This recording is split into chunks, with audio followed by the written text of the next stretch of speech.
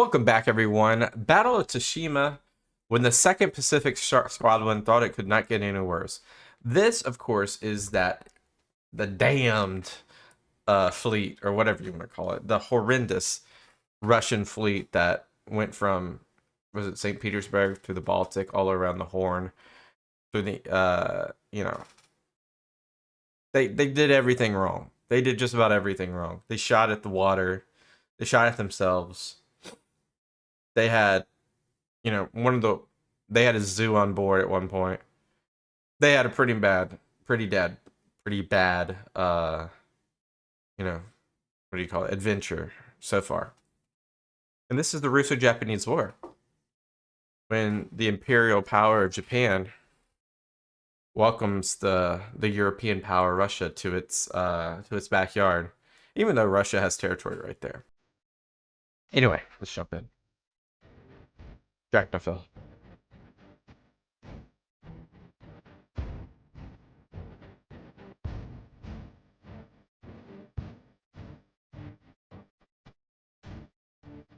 More or less. This is a 36-minute video, bro.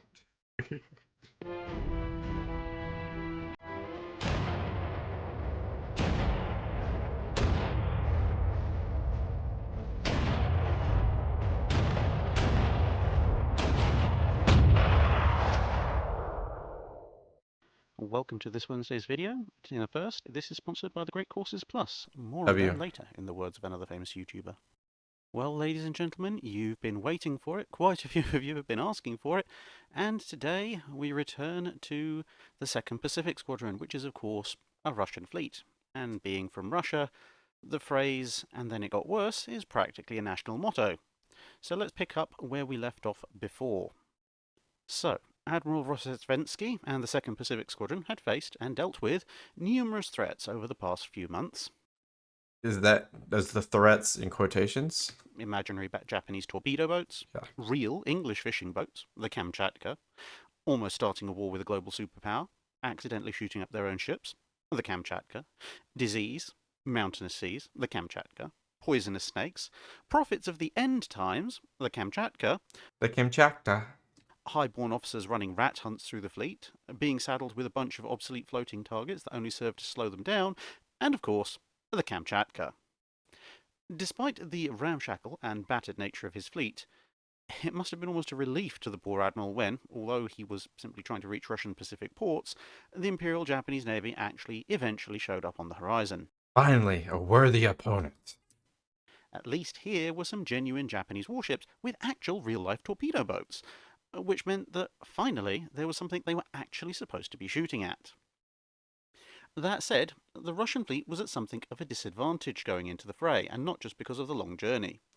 Although theoretically outnumbering Admiral Togo's formation 2-1 in modern niche battleships, the rest of the Russian formation, the destroyers, protected cruisers, and armoured cruisers, was incredibly badly outnumbered, especially in the realm of armoured cruisers, which at the time were seen as secondary units in the line of battle, and in which classification the Japanese held an 8-3 advantage. Interesting. So are those cruisers typically more mobile? If you discount the somewhat bizarre Matsushima class. The Russian speed was also quite limited, whilst the Imperial Japanese battle line was restricted to only 15 knots by having brought along some of their older ships, including for some obscure reason the particularly geriatric ex-Chinese turret ironclad Shen Yuan, which had been... An ironclad, bruh? I mean, this is still the 19th century, so never mind. But dang, that's like 30 years outdated, right? Renamed to the Chinen. The Japanese could, however, maintain this speed. Whereas the Russian fleet, if it wanted to stick together, could top out at about 14 knots, but only for very short periods, with their machinery in a very poor state of repair and the ship's hulls horribly fouled with accreted marine life that was kind of par for the course for an 18,000-mile voyage without a visit to an actual major dock. And of course, the dreaded Japanese torpedo boats were actually here for a change. So those torpedo boats are the most formidable, right? Just because of its, the effects that they might bring to you psychologically and on the battlefield, or in this case, the battle water. It is, of course, to say nothing of the state or training of the crews, guns, fire control equipment, or ammunition on board, which we'll pick up later in this account. Although, to his credit, Rozhesvensky had pretty much spent the entire voyage, apart from trying to keep the fleet in one piece, trying to educate his gunners in, shooting straight, especially after the whole Dogger Bank incident. But with such a long and public voyage, the Japanese could not have failed to know the Russians were coming, and so they had a variety of vessels out on scouting duty, both in common shipping lanes and outside of them. Records are somewhat unhelpfully in two completely different formats, as the Russians and Japanese at the time used two completely separate dating systems, the Julian and Gregorian calendars. Really? Okay, so who used the Julian? Well, I guess wouldn't it? We use the Gregorian calendar nowadays. So interesting. I'm just thinking, I wonder if it has to do with the Eastern Orthodox in Japan being more likeness to the West. Japan be doing the Gregorian? But since we've been following the story of the Oh 2nd no. Pacific Squadron, we're going to use their slightly obsolete dating system. Feel free to look up the dating system under the more commonly used modern calendar if you wish. You just have to basically adjust forward by about a couple of weeks. Additionally, every account of the battle differs by, in some cases, up to 30 minutes on the exact timing of certain events, such as when a ship opened fire or when it sank. And so the times that will be presented are by necessity something of an approximation, averaging out across various sources. Again, favouring Russian battle logs where there's a major conflict for some reason, as, after all, we are reusing Russian dates for this video, and we're following the story of the 2nd Pacific Squadron. On the night before the fateful encounter, the Russian fleet was approaching Japanese-controlled waters. Just after midnight, a Japanese auxiliary cruiser spotted lights on the horizon, which turned out to belong to one of the Russian ships, the Uh-oh. hospital vessel Orel, which, in accordance with the rules of war, was still showing lights to prevent it being attacked by mistake in the dark. The Japanese vessel, the Shinano Maru, closed in and correctly identified the Orel as a Russian unarmed auxiliary. Orel, on the other hand, thought Shinano Maru was just another Russian vessel that was undergoing some navigational problems, and so didn't bother to actually tell anyone that it was there, but instead helpfully pointed out by signal light to be careful because there are other Russian ships nearby in the darkness, and you might run into them. Thus, unwittingly assisted and very grateful, the Shinano Maru broke contact and radioed the location of the Russian forces back to Admiral Togo. Is this just an assumption or is this actually happening? God, the incompetence of the latter. Who immediately ordered his fleet to set sail for battle. Oh my god. As he left, Togo sent a signal to Tokyo, advising them of his intention to attack the Russian forces, and very helpfully and politely including a weather report at the end of his report. Over where the Russians were sailing, the weather was particularly poor, with a sea mist, fog, and rain squalls, as well as a significant number of high waves. But the 2nd Pacific Squadron had attracted quite the following, with a large number of Japanese vessels forming a loose cordon around the enemy fleet, meaning that although Togo couldn't see anything much past about 5 miles, he was perfectly aware of where his opposite number was, even though his opposite number was about 40 miles or so away in the fog. Dawn broke with the Russian fleet arrayed in two columns. Ahead, the Svetlana, Ural, and Almaz scouted, and behind them, the right-hand column was led by Rozhesvensky aboard the Suvorov, with the most modern battleships, the Alexander III, Borodino, Orel, which helpfully shared a name with the hospital ship we mentioned earlier, the Ostiabaya, as well as 3 older ships, Sisoy, Navarin, and Nakimov. The full names of all of these will be pronounced properly in a separate video, please forgive me for that. The I couldn't have done it. left-hand column was commanded by Admiral Nebogotov, with 4 older battleships, Nicholas I, Apraxin, Senyavin, and Ushakov, along with the cruisers Oleg, Aurora, Donskoy, and Vladimir Monomakh. Each column was allocated a single cruiser and 2 torpedo boats to guard its flanks, with all the transports and the remaining torpedo boats in between the 2 columns, with the hospital ship stationed to the rear. And so before we get into the main battle itself, let's take a brief moment to talk about the channel's first sponsors. W the Great Courses Plus. W sponsor. Skip through though. Drachinifel, apparently. Drachinifel. And so I back didn't to know that's how you say it. 1905, bearing in mind that we are, of course, using the Russian dating system of the period, the Battle of Tsushima is about to start. All right, the 14th of May, 1905, 6 o'clock in the morning. 40 miles from Tsushima Island, the Russian fleet spots the Japanese cruiser Izumi. In return, the Izumi spots the cruiser Zemchug on the right flank of the Russian formation. With the main Japanese fleet still very much in the distance, the Russians hoist flags to commemorate the Tsar's coronation day, even as they begin to receive signals from the ships at the rear of their formation that even more Japanese vessels are coming into view. Rozhesvensky orders the Russian fleet to assume battle formation, and the transports drop back. The battleships and armoured cruisers merge into a single long line of battle, with Rozhesvensky, of course, taking the lead aboard his flagship, the Suvorov. Also, by the way, I just realized this is not the 19th century. This is the 20th century. This is 1905. I said 19th century earlier in regards to ironclad. Interesting. Okay, my dates were mixed up. Much as Togo is doing aboard Mikasa, a few dozen miles away.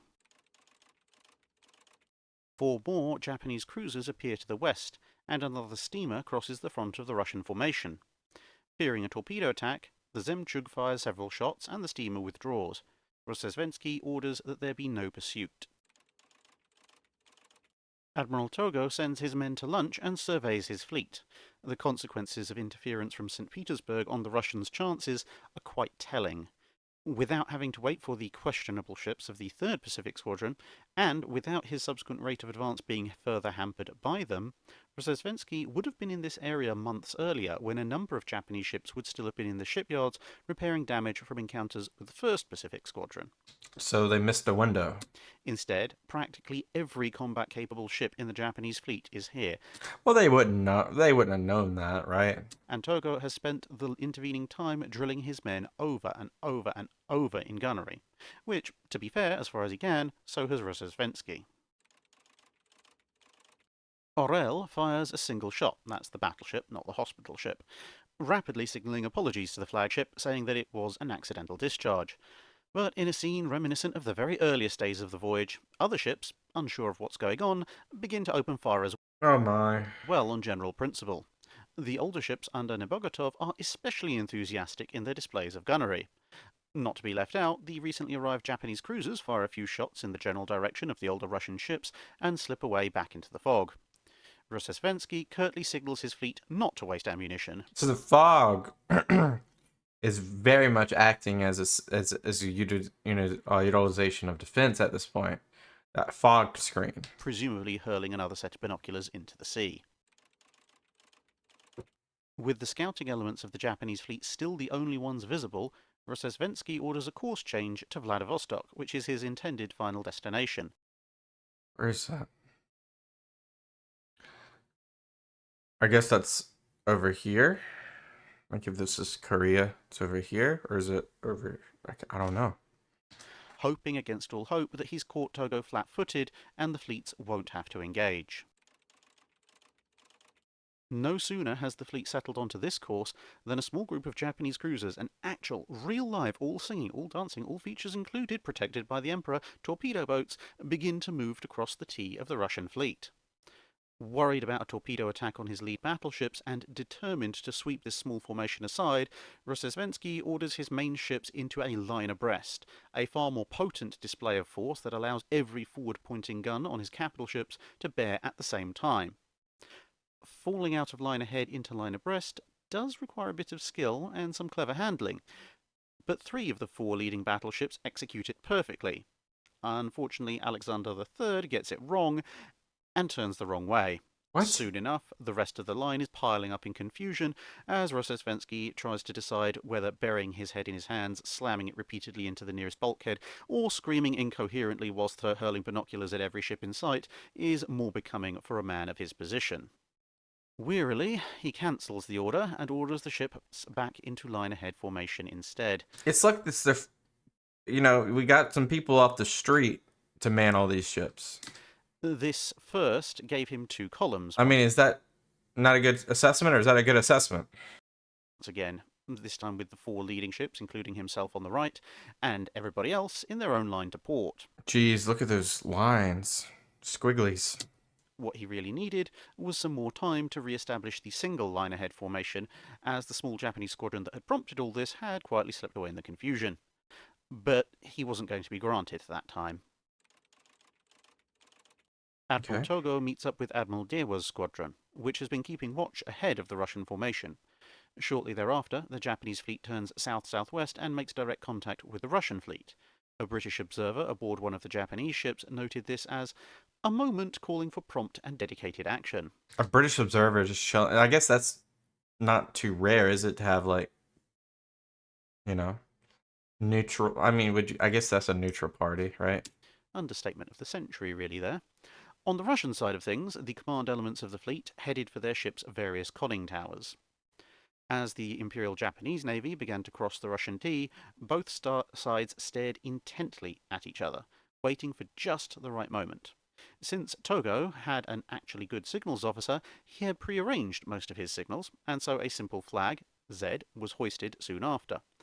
At the time, the Imperial Japanese Navy was strongly influenced by the Royal Navy, and the Oh, with the different. Yeah, that makes no sense. Everything's making sense now. The Royal Navy, infamous with their flag signaling. pre-written message that the flag signified has more than a touch of Nelsonian inspiration to it. The Empire's fate depends on the results of this battle. Let every man do his utmost duty. Okay. Having closed the distance down to almost within main battery range, the Japanese fleet now begins a U-turn to bring them back across the face of the Russians at this new decreased range. But for a few minutes, the leading ships of their fleet will be practically stationary. So not a lot has gone on, right? A lot of posturing. This is an excellent opportunity to start landing some hits. Okay. At the orders of Rossesvensky, Suvorov opens fire, along with Alexander III and Borodino. Behind them, other ships are still trying to assemble into a line ahead, and the lead ships are in the way. Nevertheless, despite the privations and trials of their long voyage, at least some of Rossesvensky's lessons have stuck. The first shell hits the water scarcely 20 yards away from the Mikasa, followed shortly thereafter by dozens more. As the formations progress, more and more Russian ships add their fire, until within the space of 5 minutes, Mikasa is hit 19 times without scoring a single hit in reply. The sea around the Japanese flagship boils and steams from the sheer number of near misses. Wow. Togo orders Mikasa to open fire. At first, the Japanese shots are wide. What is this from? I'm assuming some sort of movie. Very wide. And implausibly, it looks like the Russians are actually going to have the better of this gunnery duel. But I mean, it might not even be a movie. That was really interesting CGI I just saw. implausibly, it looks like the Russians are This actually going to water have the better right of this gunnery here. duel. That was interesting CGI. That's not natural. So this is 100% some sort of film or reenactment of a show, maybe. But nerves steady and Probably like in the 2000s or 90s. corrections are made. Every Japanese battleship now opens fire at the Suvorov, whilst the armoured cruisers in the battle line concentrate on the Oslyabaia, as this ship is ostensibly flying the flag of the Russian second-in-command. But unknown to most of the crew, and certainly unknown to the Japanese, he actually died several days ago. The flag is present purely for morale purposes, to make the Russian crew believe that the Admiral is still there, Oh no. only in his sickbed. Oh no. Not helping matters is that in the confusion of the Russian ship's manoeuvring, Oslyabaia is forced to almost slow to a halt in order to avoid the Oryol dead ahead. She's being engaged by no less than 6 armoured cruisers at once. The first Japanese shell hits the Russian flagship. It's loaded with shimosa, a picric acid explosive that burns significantly hotter and with significantly more power than the gunpowder and gun cotton charges used in other fleets at the time. Okay. The shell, when it explodes, also bursts with a brilliant curtain of flame. The Japanese have also done other things, such as increase the bursting charge itself by a factor of 3 in terms of mass. I'm sure this is like getting ahead of ourselves here with this view. And the fact that many actually explode on impact makes little difference to overall damage, as the powerful shockwaves rip into the ship's superstructure, and superheated flames cause the mixture of many layers of paint, a few leftover wooden fittings, and the coal dust, grime, and other accumulations from the long voyage left on the decks and superstructures of many Russian ships to ignite. and soon flames are licking up many ships in the increasingly disorganized battle line. Jeez. Like you said, can it get any worse? This would be the first true test of pre-dreadnoughts in combat, and it was rapidly revealing a number of unexpected weaknesses. Yeah, we were looking at that in a previous Drachinifel video, like the classes of the battleships and the pre-dreadnoughts and the dreadnoughts and so forth. Thinner steel plates designed to protect from blast and splinters on the upper parts of the hull and superstructure were torn apart by the violent Shimosa explosions and turned into whirling storms of shrapnel. Iron ladders attached to the outsides of various ships were torn and twisted, cutting off access to other parts of the ship for their crews, and many small guns mounted as anti-boarding and anti-torpedo boat defences were, along with their crews, torn from the deck and thrown about through the air. Only in the casement batteries and turrets was a modicum of safety to be found, and not even those areas would prove entirely safe. So, has the Russian fleet done anything at this point? At the far end of the Russian line, Nebogotov's older ships are firing at anything that comes in range. Okay. The Nicholas lands a lucky hit on the Osama, Oh, there we go. We got something. knocking it out of action for almost 3/4 of an hour, and then starts landing hits on the Nishin and Kasuga, but the Japanese ships simply accelerate to 15 knots and open the range, a speed the geriatric ships in Nebogotov's squadron simply cannot match. Instead, he orders his ships to start zigzagging. It has pretty much no effect on his own unit's relatively poor accuracy, but makes life difficult for the Japanese, who remain frustrated at their inability to heavily hit the now bobbing and weaving set of ancient targets. Okay. Good move by the Russians there. Really good move. Suvorov is now on fire. A shell has hit the captain's quarters, and this time the sheets of flame don't burn out along with the layers of paint. The heat from the various explosions, in fact, heats the air so much that the binoculars in the conning towers become useless in a haze of shimmering super-hot air and smoke. A number of splinters hit the conning tower and make it inside, killing 3 men. Soon enough, more and more splinters, bits of superstructure, and gouts of water are slamming into the protected conning tower, either ripping holes in it or going through the rents already made. So much for a safe place to command from. Then again, outside is pretty much just fire, smoke, and dead bodies. The captain begs Rossesvensky to change course, but he refuses.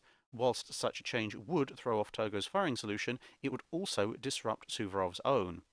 Then a shell hits and tears a hole in the ship below the waterline.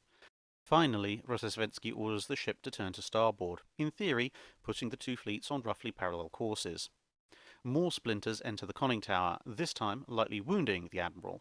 He sits in a chair and observes the carnage. 6 people are now dead inside the conning tower, more are still wounded, and nobody can even so much as see outside to work out how bad it is elsewhere on the ship. So several ships have had enough damage to almost make them incapacitated.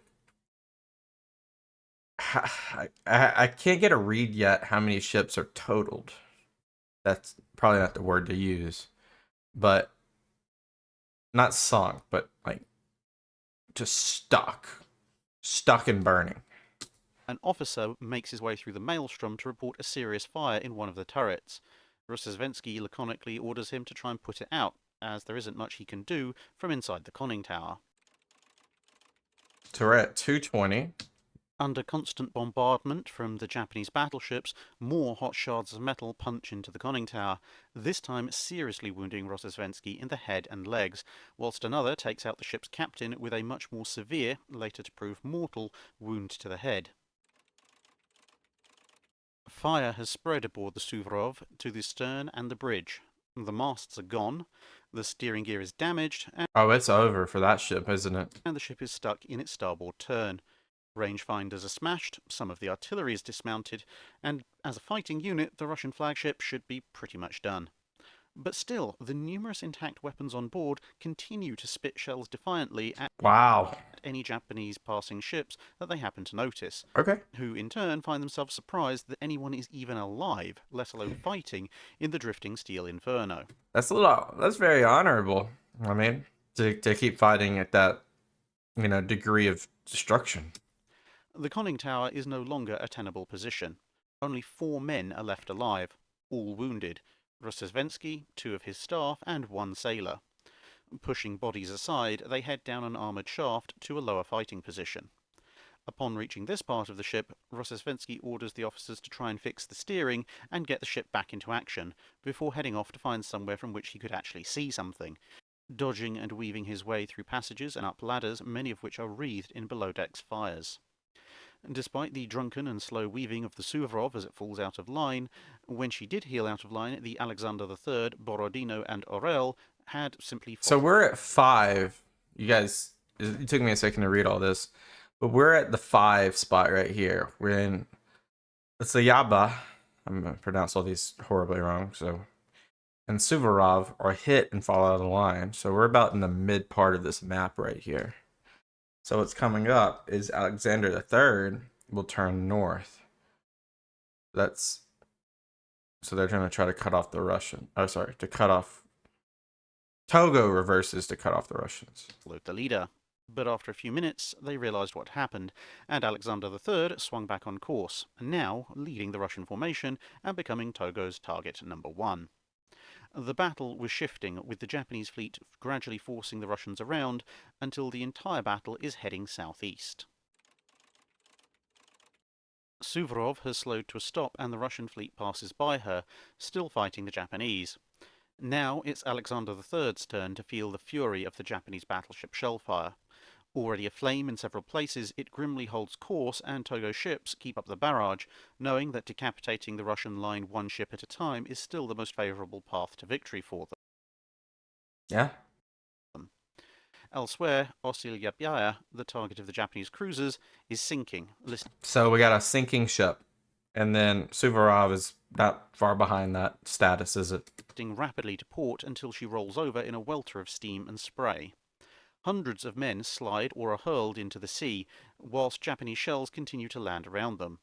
A cruiser, a tugboat, and some of the torpedo boats rush in under fire to try and pluck some of the estimated 400 survivors from the icy waters. Wow. Sysoy Veliki is hit and begins flooding. Over the next hour, she will be hit by a total of 9 shells of 3 different calibers, setting her on fire and severing the water supply to the firefighting equipment. As the rear of the Russian line finally comes into action, the 2 most efficient units in the Russian fleet, the cruisers Oleg and Aurora, finally manage to get into the fight, and almost immediately get caught in a Japanese crossfire.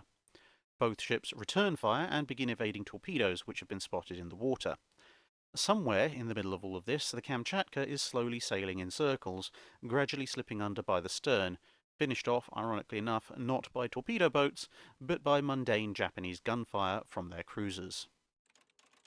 Interesting. Now utterly ablaze, Alexander III heels out of line.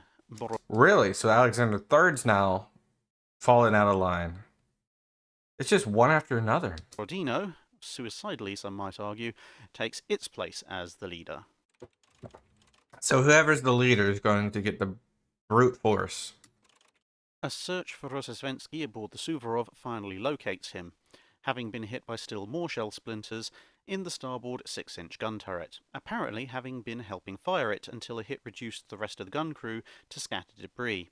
He asks for new gunners, but is told the gun is completely wrecked. So we're at 4 o'clock now. It's like 3-4 hours into this. The fog begins to thicken again, and the gunfire... Well, really, you could say this started around 6, so this is like 10 hours into it. Between the 2 main battle lines dies off for a bit. But further back, amidst a scattering of disabled and burning Russian ships, the fog is thinner, and Japanese cruisers and destroyers continue a methodical execution of anything that's still afloat. 4 Japanese torpedo boats launch an attack on the Suvorov. Despite burning steadily for several hours and now taking a torpedo to the stern, the ship still lashes out at its attackers with a few remaining guns.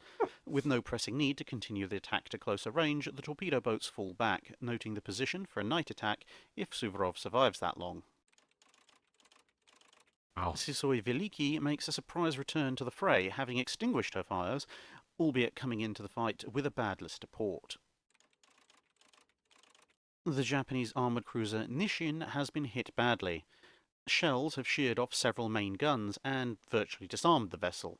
In the middle of all this, one Ensign Isoroku Yamamoto loses 2 fingers to the remains of an explosion. If he'd lost a third, he would have been invalided out of military service. So is this the future Admiral Yamamoto? Thus, by the retention of a single digit, would there be rather large consequences a few decades later on down the line. That's crazy. With little else to do, Rossesvensky stayed in the shattered gun turret and eventually passed out. Now, the Russian torpedo boat Buini hoves into view. Captain Kolometsev barely recognizes the flagship. The masts, funnels, and most of the superstructure are gone. It looks more like a smouldering lump of floating charcoal than a ship. A barely conscious Rossesvensky is transferred as the torpedo boat comes alongside. Another torpedo boat steams past Nebogotov's flagship and announces that Rossesvensky is wounded and has handed over command to him with orders to make for Vladivostok. Although Nebogotov misses the part about receiving command, they were already heading to Vladivostok anyway. Drifting like the Suvorov with a pronounced list, the Alexander III suddenly rolls over and sinks in a matter of minutes. So there's at least 2 ships that are sunk. The Suvorov is basically has, so there's going to be at least 3 that's going to be sunk. Having taken the worst of the Japanese fleet's assault for the better part of nearly 4 hours off and on, Borodino is now just a burning shell. So that's 4, right? Listing badly, although her forward guns are still firing back. But 12 minutes later, as the battleship Fuji breaks off, she decides to clear her guns with one last parting salvo. A shell hits the ship, and within moments, fire spreads and one of the 6-inch magazines detonates. Further detonations rock the ship in sequence, and she suddenly heels over, although the upturned hull remains afloat for a short time before vanishing. The remaining Russian ships pass the wreck, although Orel, also badly damaged, is slowing rapidly. 4 torpedo boats close in again on the drifting Suvorov. From 7 torpedoes, they score 2, possibly 3 hits, and a huge pool of yellow and black smoke erupts, possibly indicating a magazine explosion or at the very least a fire. Within 10 minutes, the Russian flagship also capsizes, still firing her remaining guns. How? Bro, I don't even want to believe it at that point. That's crazy. So 4 ships are gone. Somehow the Suvorov is still alive. But it's gone. Admiral Togo orders his ships to cease fire and withdraw. Russian torpedo boats are just as much a concern for him in the darkness as the Japanese equivalents are to the Russians. Okay, not by enough too much. But unlike them, Togo can actually do something to protect his battleships from the Russians. Battered and still afloat, Nebogotov's squadron turns southwest to try and evade the Japanese ships. With the darkness now total, Nebogotov's units try to head northeast again, but one by one, either through damage or lack of trust, Russian ships begin to drop back or peel away from the formation. Over the night, Japanese torpedo boats attack several times, amongst other things scoring what will eventually... I'm seeing a lot more than 4 sinking. 1, 2, 3, 4, 5, 6, 7 sinking. be a mortal hit on the Sisoi Veliki and a similar hit on the cruiser Admiral Nakimov. As dawn breaks on the 15th, only 4 other ships are following the Nicholas, Nebogotov's flagship. Completely cut off from all help, damaged and surrounded by attacking torpedo boats, the Oleg and the Aurora head southwest out of the battle area. Navarin, battered by shells and torpedoes throughout the day, is limping along when a Japanese torpedo craft drops a string of mines chained together in front of her. She hits the chain and drags at least 2 mines into contact. Oh god. She too quickly heels over and sinks. Oh god. Somewhere in the darkness, the coastal defense battleship Admiral Ushakov has gotten lost and will end up fighting a one-ship last stand, almost forgotten in the crash and melee of battle. Just white flag that at that point. Bright sun and no fog are the order of the day as the dawn rises to the second day of the battle. The cruiser Izumrud is dispatched to investigate smoke plumes on the horizon. The news isn't good, they're Japanese ships, but then more detail arrives. They're older vessels under Admiral Kataoka, not Togo's modern ships. Far to the south, Oleg and Aurora, along with the Zemchug, face a dilemma over which direction to go. Many officers favour heading north again, and Admiral Enquist is possibly the least effective admiral in the Russian fleet, very easily swayed. But eventually he orders them to make for China, but is then, soon thereafter, persuaded to head for Manila instead, where it's somewhat less likely that the Japanese would be able to force the now American territory to give up the ships, as opposed to the recently defeated Chinese. Interesting. Hearing that they're facing off against older Japanese ships, the remaining Russian force is heartened and makes for battle. But even these older ships are still in better condition than the Russians and use their superior speed to drop back, which is probably for the best for them. A few protected cruisers and an old Chinese turret ironclad are probably one of the few Japanese forces that Nebogotov could confidently engage with a hope of victory. But of course, Kataoka had help, and soon thereafter, Togo's forces appear on the horizon. Finding himself surrounded and outnumbered 27-5, Nebogotov hoists a signal that indicates surrender and Finally, some competence. calls a war council. 5 minutes into the debate, the Japanese open fire. What? Within 10 minutes, the Nicholas has 6 different shell holes below the waterline.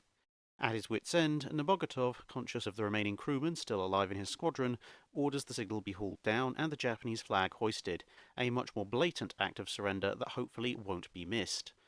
Oh. The others follow suit, except for the cruiser Izumrud, which notices a gap in the encircling ships and uses its speed to break through the line and escape. Okay, okay.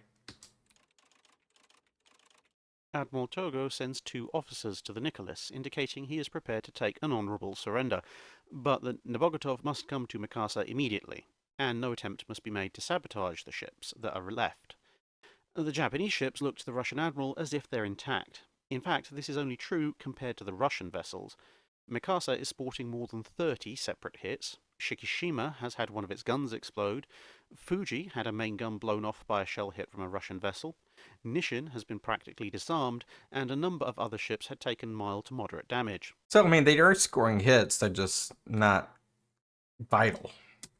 Still, the Imperial Japanese Navy is very definitely the victors of this engagement. Oh, yeah. I mean, duh. Togo allows Nebogotov to make a conditional surrender. He agrees that he will report the battle's outcome to the Tsar, and the personal property of the crew will be respected. He will also pass on a request to his superiors regarding repatriation, if the Russians are still welcome back home, that is. Congratulating his opponents on having made it this far round the world, the Japanese admiral dispatches men to begin securing his prizes. And with that, the Battle of Tsushima is officially over. Sounds like a horrendous time for the Russians. The 3 Russian cruisers that had headed south would eventually reach Manila, encountering an American squadron of 2 battleships and 3 cruisers along the way. Aurora, of course, would go on to take part in the Russian Revolution, and survives to this day in St. Petersburg. After a long journey, including a switch of torpedo boats, Rossesvensky was eventually captured by the Japanese when 2 of their own torpedo boats found and chased down the 2 Russian ships that had been entrusted with getting the admiral to Vladivostok. He would be treated for his injuries in a Japanese hospital, and eventually repatriated. Honorable.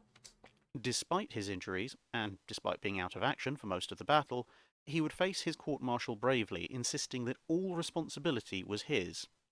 As a result, the sentences passed on the various officers were commuted by the Tsar to minimal punishments. He would die of a heart attack in 1909. Admiral Togo was promoted, honoured, and amongst other things given control over the education of the future Emperor Hirohito. He would live until 1934, dying of cancer at the age of 86. Wow. In total, 21 Russian ships would be sunk, captured, scuttled, or otherwise lost. 3 of them made it to Vladivostok. The Japanese would only lose 3 torpedo boats. A number of the surrendered ships Only 3 torpedo boats, which are the most vulnerable usually. would then be taken into Japanese service under new names. The battle would effectively end the Russo-Japanese War. Yeah. Although the conflict would Crippled drag out for a little bit longer, without any ability to contest the seas and with Japanese supply lines secure, Russia was quickly forced to the negotiating table, and the war ended with the Treaty of Portsmouth. Yeah. 4,630 Russian died. That's insane.